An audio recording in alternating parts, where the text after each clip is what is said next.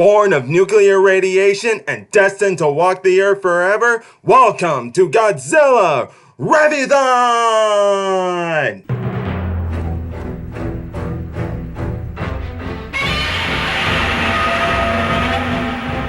What's up, YouTubers of the world? Making Geek Mixer here, ready to give you guys the 29th installment to the Godzilla franchise called Godzilla Final Wars, and this was released in 2004, making this the 50th anniversary of Godzilla, and this is what that film does. Celebrates 50 years of Godzilla. Godzilla, who existed with us back in 1954. That's when he was created, and has made it all the way to 2004 for 50 years. And there was no better way to celebrate it than how Toho did it with this one, because this was the largest budget they did with their films ever. How's that? Well, they bring back many monsters to celebrate 50 years of Godzilla, and the way of saying these monsters that Godzilla has fought before now return, and Godzilla will show them just how big of a king he is. Or better yet, now that's saying it wrong. You know what I'm trying to say. More put it like, show you why he is the king of the monsters. And then do they do it great? They do it justice. This film really has nothing but non-stop action everywhere you go. You got action on the monster side, you got action on the human side. You can't go wrong with it here. But still, what even makes it more awesome though was not just the action of this movie, but the musics that were used in this film. Sure, you got the original Godzilla theme playing and a few spots here and there, but the action for when the movie is going on, the action there, and then the theme that was used to celebrate the 50 years of Godzilla, I couldn't have thought of it better, man. This was really great. And now, how was this plot go? Well, first off, let me just introduce to you guys the three main characters. First, you got Kazami, then you got Captain Gordon, and then you got the leading female role named Miyuki. And basically, these three are part of a group that is part of a ship known as the Gotenga. But either case, these three, along with other people, are taking on an alien invasion. And this is another thing that is great about the 50 years of Godzilla. They not only bring back monsters you hadn't seen in the Showa era, but they also bring back a plot you hadn't seen since the Showa era. An alien invasion. And that's the human protagonist of the group. An alien group known as the Exilians. That's right, guys. They're the same names as the Exilians that were used on Planet X in Invasion of the Astro Monsters. Now, these guys don't necessarily say where they're from. All we know is they're here to take over the world. And they're here to invade the world, and they got all the monsters on their control. Well, all except for Godzilla and another monster named Mothra. Yeah, Mothra's in this film too, and she has a history with one of the Exilians monsters that is just purely their monster. They didn't need a mind controller. That being Gigan. Yeah, she and Mothra had a battle long ago, and well, once again, Mothra and Gigan battle once again, and it was a great battle. But I gotta say, and now first off, let me just talk about Gigan here real quick. He looks really badass looking and stuff, but he's a pretty clumsy fighter here, because the way he died when he fought Mothra, oh, that is just sad. I mean, come on, you use your saws, and then you forget about them, your head's chopped off, and that's that. So, a little clumsiness right there for Gigan, but what can you do here? But still, also, when I talk about the action here, not only do you get monster action, you get human action here. Yeah, the humans don't just talk much in this time, they also equal it out with the action. Trust me, there is plenty of action here. Plenty of action. But as for Godzilla, you're probably wondering how he fits into all this. Well, he started off being in prison inside the South Pole, but with that alien invasion coming up, he had to come here and he had to come out of release and take on all of those monsters. And that is what really sold it for the 50 years of Godzilla celebration. He is revived, and he wanders around the world until he heads over to Tokyo and taking on all the monsters from his past and the Showa era. He takes on the Spider, he takes on the Spider known as Spyga, yeah, I'm trying to get that name back in there.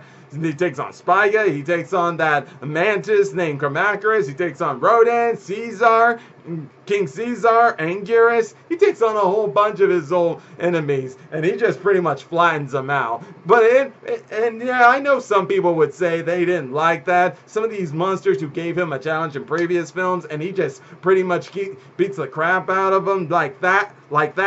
I can understand that, but this was 50-year celebration, and if you really think about it, it would be too much. It would be too much work and put too much time in to make it feel like a real battle. But if you really wanted the real battle, besides him just powering through all of his past enemies, you got it at the end when he took on another monster that was controlled by the Exilians named Monster X. But the real battle truly came from Monster X and Godzilla when Monster X revealed his true identity, that being Kaiser Ghidorah. And yes, Kaiser Ghidorah, much stronger than probably any of the Ghidorahs Godzilla has faced before, at least at the start of it, because its gravity beams were stronger than Godzilla's atomic breath. And not only that, but its gravity beams could actually lift Godzilla and drag him all around the place. Crazy. But hey, you guys all know Godzilla. He gets beat up, but he always comes back and wins in the end. But it's not just Godzilla who gets all the fight. Like I said, the humans get a lot of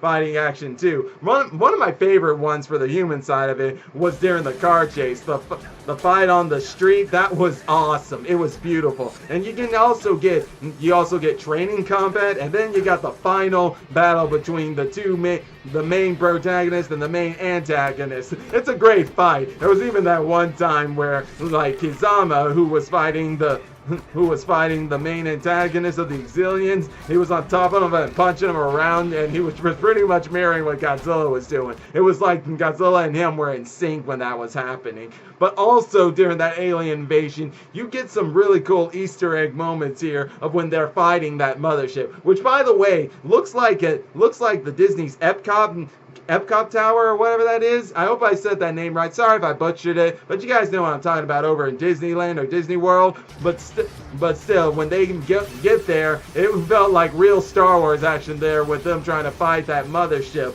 and within the fact that they had to get the shield down, and a great callback to Return of the Jedi for Star Wars there, by destroying the reactor of that thing and having that shield dissipate. Great callback to Star Wars. And then this is why you cannot go wrong with Godzilla Final Wars. It was a great way to celebrate it. And definitely the ending of it all really solidifies Godzilla as the king of the monsters and why his legacy will never die. And that is in the fact that we also got Minya, Godzilla's son from the Showa era, back. And at the ending of the film, as he's following Godzilla, he blows out an atomic ray of his own, signifying how Godzilla's legacy will never die, and that once his father goes, he will take on his father's title as King of the Monsters. And then that last ending right there of Godzilla and Minya warring off to sea, and Godzilla turns to the camera with the sun in the back, and he gives out one big final war to celebrate his 50 long years of living with us. And man, I could not have thought of it any better with how they did this. Now, in no way am I saying this is my favorite of the Godzilla films, but it's definitely on my top 10, if not my top 5 list, because the way they celebrate that is definitely something. I mean, think about it. So non-stop action everywhere you go. The musics that fit in with the 50 years of anniversary of Godzilla, and the action, and to how it all comes down to monsters we hadn't seen since the Showa era. And even though, yes, they don't get as much screen time, it was still good. As a matter of fact, one thing I almost forgot to mention here was that one of Godzilla taking on the American Godzilla, or as he's known as Zilla in this universe. Man, there was no better way to make us all feel at ease and satisfaction with ourselves, knowing that we got that Zilla taking on Godzilla. Shows you how the real Godzilla is much more powerful than that Godzilla. Yeah, sorry I forgot to mention that, guys. But that's because maybe I was just distracted. But still, great film. Like I said, no doubt in my top 10 or top 5 list. But definitely a great film celebrating 50 years of Godzilla. But that'll be all for today, guys. And if you enjoy my videos, all you gotta do is click that like button, subscribe to the channel, hit the bell icon to be notified when I make make more videos, and we are almost done, guys. I just got 2 more Godzilla movies to go through, that being Godzilla 2014 and Shin Godzilla, and we are just 2 weeks away, guys, from Godzilla, King of the Monsters! And man, I can't wait for it. But until then, I'll see you guys in the next installment of Godzilla Reviewthon! Until then, Mega Geek Mixer signing out. Bye!